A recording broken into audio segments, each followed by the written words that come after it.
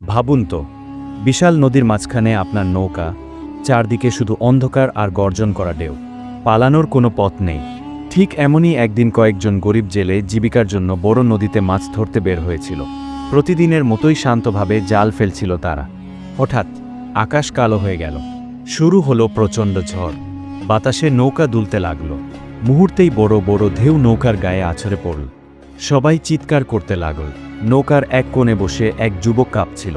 তার মুখে শুধু একটাই কথা, হে আল্লাহ, তুমি ছাড়া আমার আর কেউ নেই, আমাকে বাঁচাও। ঠিক তখনই নৌকার ইঞ্জিনে কি যেন সমস্যা হলো। সবাই ভাবল, আজ বুঝি শেষ দিন। কিন্তু আল্লাহর কুদরত দেখুন, ঢেউয়ের মাঝখান থেকে একটি বড় গাছ ভেসে এসে নৌকার পাশে আটকে গেল। নৌকাটা গাছের সঙ্গে লেগে স্থির হয়ে গেল। ঢেউয়ের ধাক্কা কমে গেল। কিছুক্ষণ পর ঝড় থেমে যায়। সবাই স্তব্ধ হয়ে তাকিয়ে রইল। হঠাৎ নৌকার ইঞ্জিন ঠিক হয়ে গেল এবং এটা দেখে সবাই খুশি হল। যুবকের চোখ দিয়ে পানি ঝরছিল।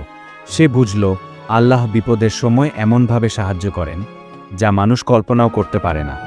বাঁচানোর মালিক আল্লাহ। ভিডিওটি ভালো লাগলে লাইক দিন, আর এমন গল্প পেতে চ্যানেলটি সাবস্ক্রাইব করুন, আর কমেন্টে লিখুন আল্লাহু আকবার।